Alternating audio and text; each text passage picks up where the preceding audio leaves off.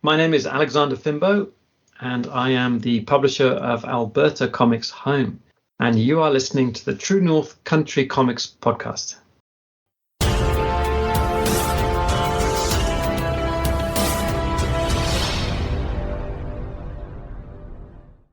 Welcome to the True North Country Comics podcast, dedicated to promote Canadian comic book and graphic novel creators and supporters.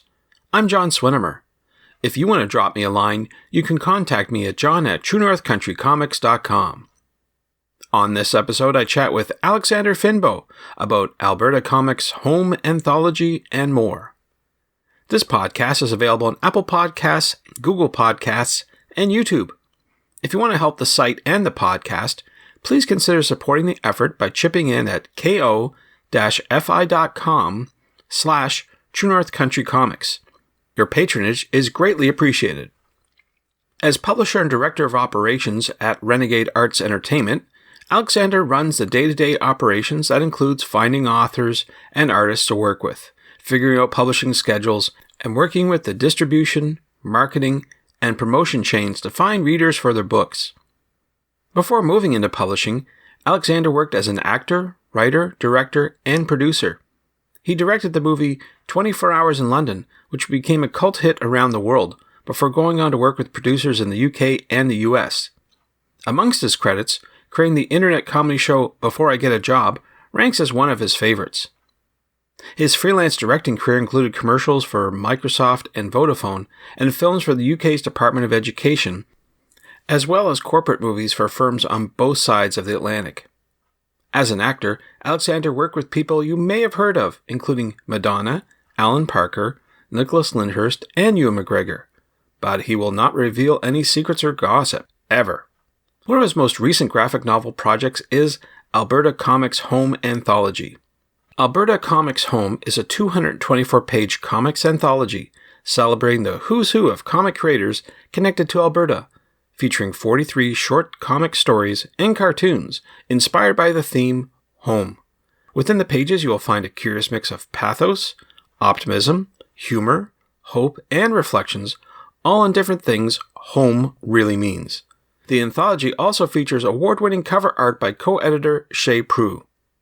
And so, without further ado, here's my chat with Alexander Finbow about Alberta Comics Home Anthology and more. So, Alexander Finbow, thank you very much for taking time to chat with me. My absolute pleasure, John. It's wonderful to talk to you again. Absolutely. We met up this year at TCAF in Toronto. I know you've been busy with a lot of different events and stuff, but it was nice to see you and talk about some of your projects. That was great. Yeah, it was lovely to see you too. Sure. Yes, TCAF is such a great event, isn't it, for bringing people together within the comics community. Yeah, lots of events, that's for sure. Now, before we get started with all the questions, I want to ask you, what's on your bedside reading table? What are you reading today? Oh, wow. Well, it's not so much what I have on my bedside reading table. It's what's on that, plus what's piled up in 3 piles on the floor next to it, Yeah. which a lot of it is submissions and stuff for work that I've printed out to read or have been posted to me. And then there's stuff for research and stuff for pleasure. So in the pleasure camp, I am rereading Richard Van Camp's Moccasin Square Gardens, which is a collection of his short stories. I have a bundle of the different Marvel Star Wars comics that I'm trying to catch up with, because I'm still reading a lot of monthlies. 8 Billion Genies is on the pile too, which is a great series. And I am also catching up with the Judge Dredd magazine anthology comic, Out of Rebellion from the UK, which when work got busy, I stopped reading it, but I was still subscribed. And I'm now up to February 2014. Oh, my goodness. And wow. I cancelled my subscription a couple of years ago when I realized that it'd been years since I'd read one. So now I'm slowly catching up. It's taken a while. Yeah. Good reading there, that's for sure. That's for sure. Well, I hope you get to it eventually. Thank you. Yeah, I will. Yeah. So as a publisher of Renegade Arts Entertainment, you have a lot of books out now, and we'll get to them in a bit. But one thing that I wanted to talk about was the new one called Alberta Comics Home, which is an anthology. I wonder if you could talk a wee bit about it and maybe how it came together. Yeah, Alberta Comics Home. our first from the ground up anthology as a publisher. We've done a few anthologies before, but usually the editor of the anthology has already put some stuff together before they come to us and we join it. So this was really from the start, myself, Shay Prue, and Emily Pomeroy, who's the assistant publisher here at Renegade, discussing how we wanted to really showcase some of the cartoon and comic talent in Alberta and how to go about it. We started talking about this back in 2020 during the pandemic, and home seemed to be a great theme because so many of us were stuck at home, working from home or cooped up in our homes, and there were so many stories about people having time to finally discover new passions or enjoying being able to be properly introverted for the first time, but also people who felt trapped and their home was like a prison for whatever reason, family issues or poverty, political reasons. So it seemed to be a theme rich for exploration. So we put the call out and we had so many wonderful submissions. Now, everything from seasoned professionals right through to students who had just graduated ACAD, one of the design schools, who'd never put a proper professional comic story together before. And it meant that our book, which we thought was going to be around 130 pages long, swelled during the submission and early editing process to 244 pages, as I just kept finding it harder and harder to say no to some of these fantastic stories. And even then, there were still a few stories that I really wanted to squeeze in, but at a certain point we had to say, no, this book's going to be just way too expensive to get going if we keep doing it. Yeah, and so there are actually 60 creatives whose work is in this book. And it's a real interesting mix of genres and art styles and short stories from a single panel, like a single panel page, which tells a story, through to the longest story, which is 12 pages. And everything from humor to slice of life to romance to science fiction, fantasy and horror. And it's a really good reflection of the sort of storytelling voices that are working in comics at the moment in Alberta, which is easy to miss given that you generally only hear about Alberta these days to do with oil and gas or politics. Some people know that Fiona Staples is from Calgary, is based in Alberta and does fantastic work, and a few other very high profile comic book professionals. But the vast majority of comic voices are not heard about really outside of the province. So this is a great way for any of you out there who want to discover your next favorite comic creators to have a browse, fall in love with a story, and then be able to follow their career. Absolutely. You mentioned that there's 60 creators in this book. And as a publisher, I'm sure you're typically dealing with one, maybe 2 or 3 people working on one book and trying to get them to deadline. How did you manage getting 60 creators to sort of meet a deadline and get this book done on time? Like, what was involved in managing all that? A lot of help. Yeah, splitting the editorial work between myself, Shay, and Emily made it manageable. I think without their stellar editorial work, I would have drowned in a sea of juggling plates, if I'm allowed to mix my metaphors.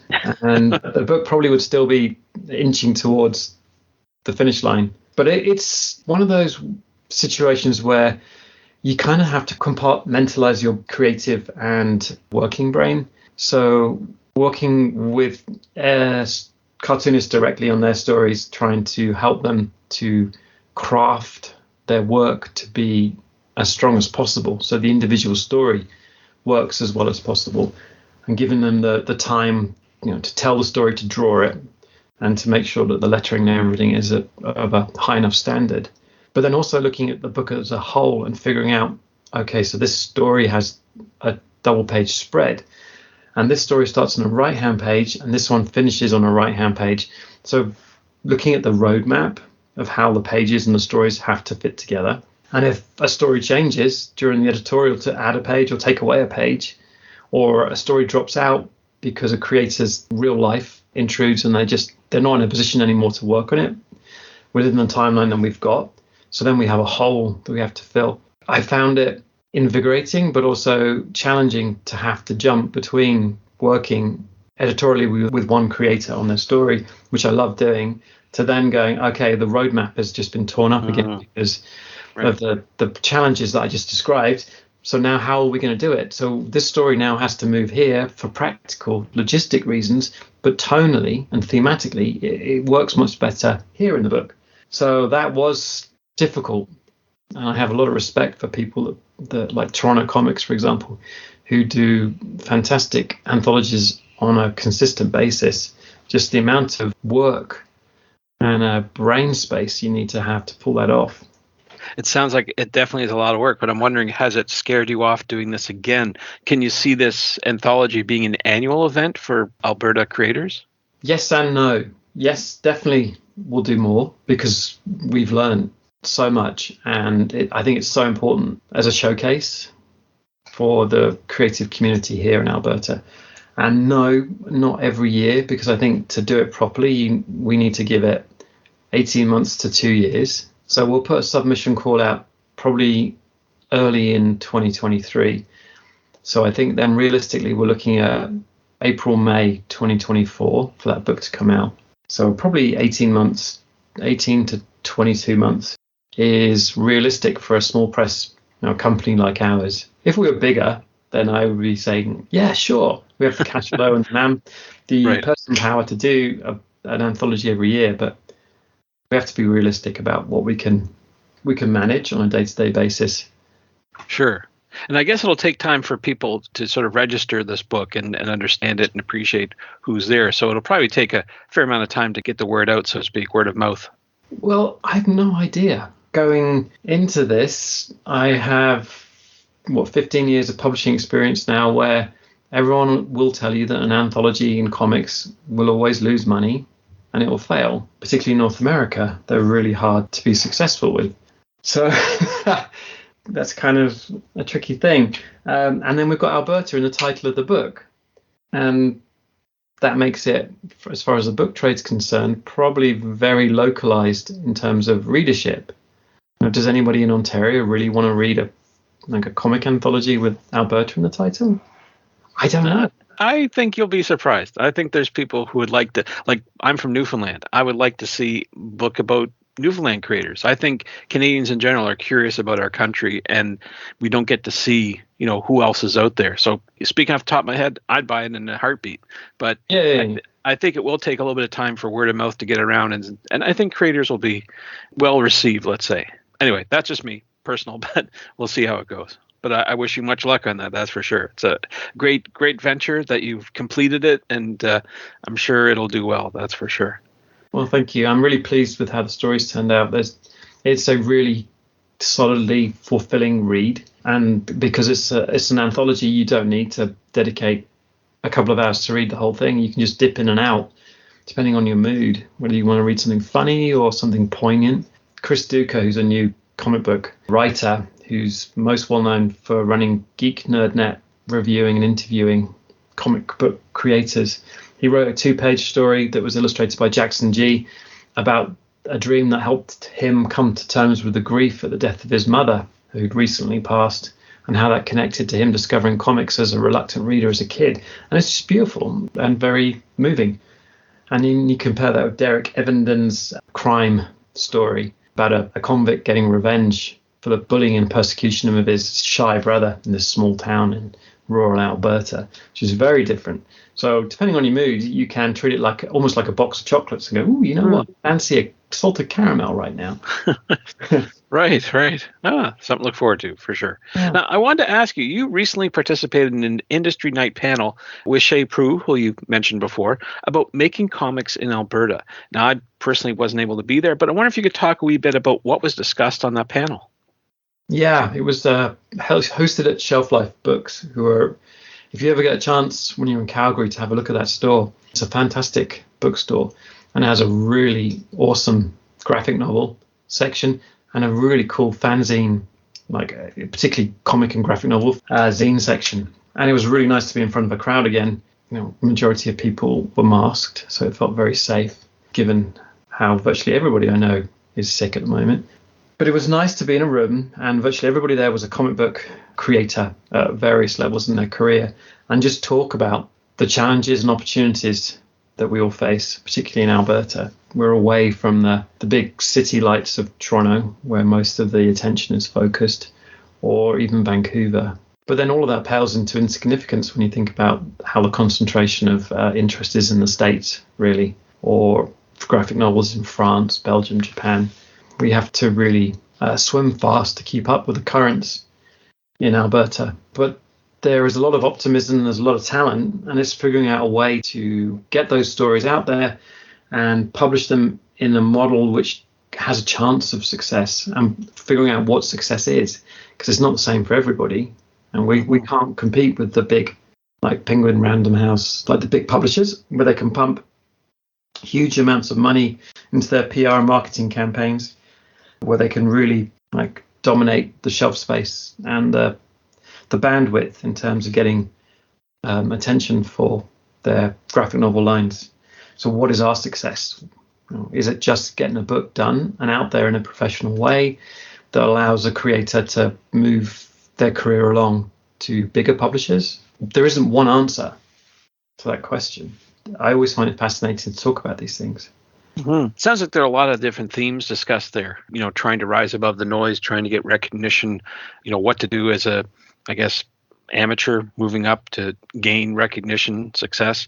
One of the things I talk about with creators, even Kickstarters, is the paper issue. And I don't know if that was something that was discussed, whether, digital is a easy way to get around this paper shortage issue. But did that come up at all as something that was discussed? Not in the way that you just framed it there. We have always printed in North America, and we do 99% of our printing in Friesens in Manitoba.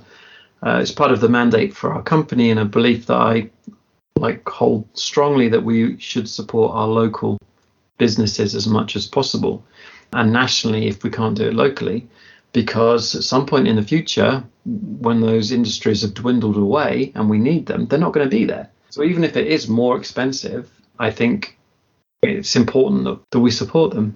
So we've never printed in Korea, China, India, for example, although we get lots of entreaties to do that and told of the cost savings. But part of the fact that we do print in Canada means that we haven't been hit by the paper shortages. Now, they've always been able to fulfill it. Where we have been hit by the supply stuff is because it forces prices up.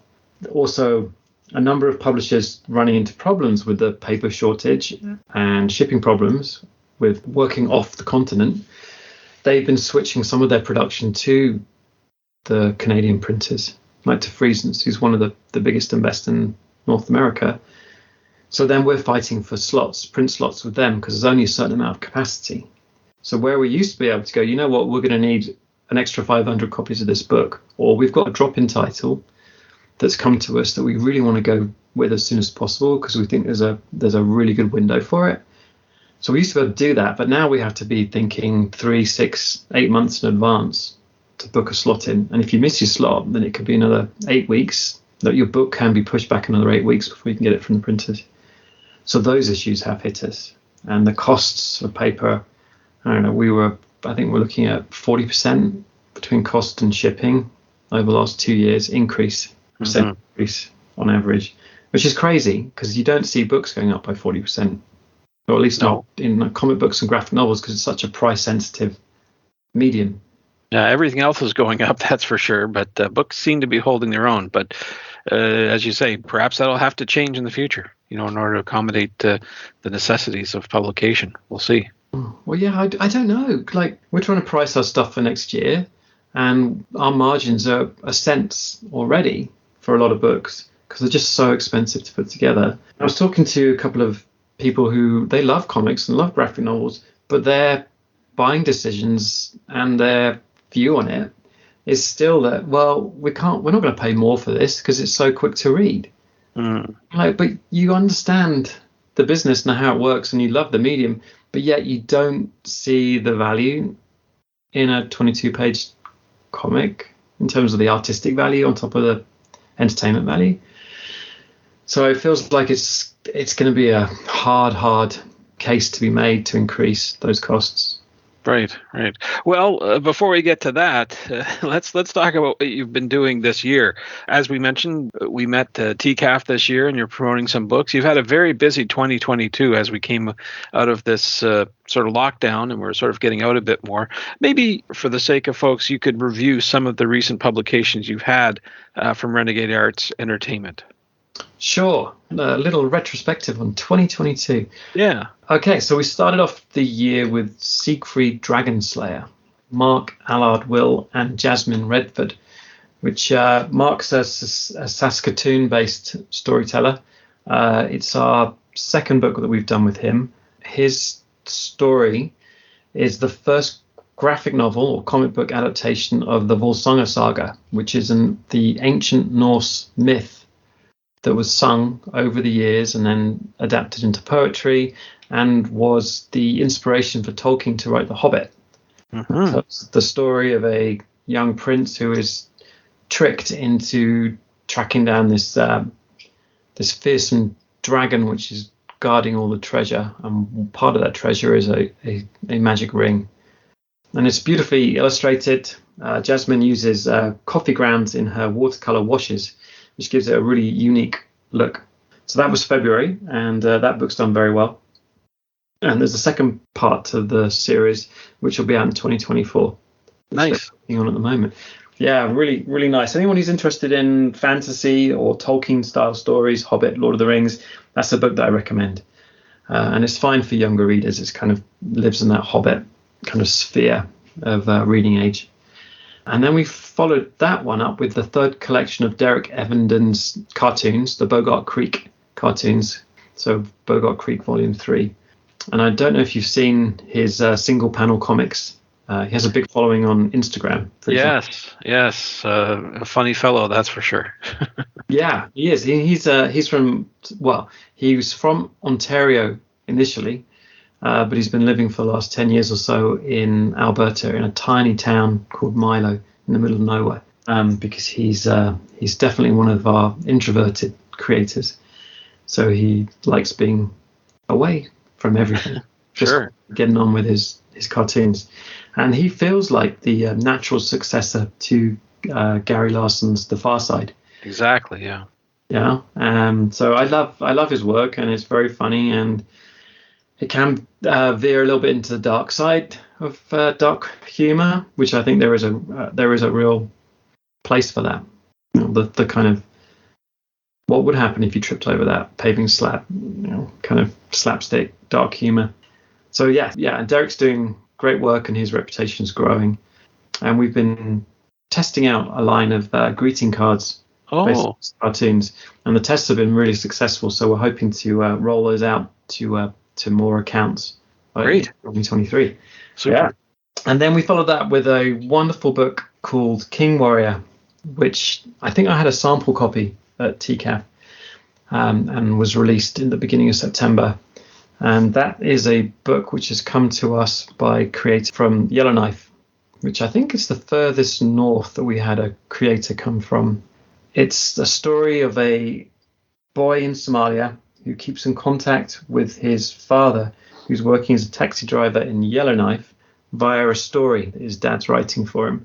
And the story has elements of Somali folklore and bits and pieces of Canadian folklore that he's picked up from the people he's driven around and what he's seen in Yellowknife. And it's a really cool story that runs a parallel narrative of the boy and the father, and what life is like for an immigrant working in Yellowknife, the culture shock and the changes. And then the story of a young boy prince who has to learn the important values in life to be able to save his family from an evil sorcerer who's trapped them under a frozen lake. The creators have told the story in a really moving way, and at a level where it works for middle grade readers right the way through to adults. Yeah, it's an uplifting story, and I recommend it to anybody. Absolutely, yeah, that was a great one for sure. Yeah, and then we released Alberta Comics Home, which we've discussed, with a beautiful cover art from Shay Prue. And then we finished the year with a horror title called VMT, by William Simpson, who's an Irish comic creator who's most well known probably for his work on Vamps with Elaine Lee for Vertigo Comics, and his work on Batman and Aliens, on Predator, and being a stalwart of the 2000 AD illustration class with work on Judge Dredd, Halo Jones, Road Trooper, all of the big names in that weekly anthology. And he's also been the storyboard artist and concept artist for all of the seasons of Game of Thrones. If you get a chance to check out his storyboard collections that HBO released, 2 big hardcover editions of storyboards and concept art, they are beautiful, beautiful pieces of work. For sure. Yeah, I found out he told me he was working on a Disney project called Disenchanted, the sequel to Enchanted, and it just showed up. He had no clue that it was on Disney Plus. So he's very prolific, I must say. Yeah, he is. I don't know how he does it. He never seems to sleep. Yeah, I met Will back in 1997, I think, when I was working as a filmmaker, and I was putting together my first movie that I was going to get the chance to direct, and it was an action film. And I had no idea about storyboard artists, so I decided to hire my favorite comic book artist, which was Will Simpson at the time. So he just happened to be in London, and we went for a beer, which turned into 4 or 5 beers.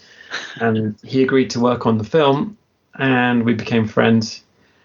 And then he moved from comics to doing storyboard and concept art. As he probably told you, I think Reign of Fire was his next. Yeah, that was very cool. Yeah, and I ended up moving into comics. So we kind of switched, we crossed over.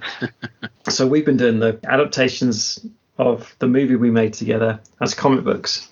And we're working on the 3rd one at the moment, which probably is going to be September 2024 by the time we both have room in our schedule to get it all done.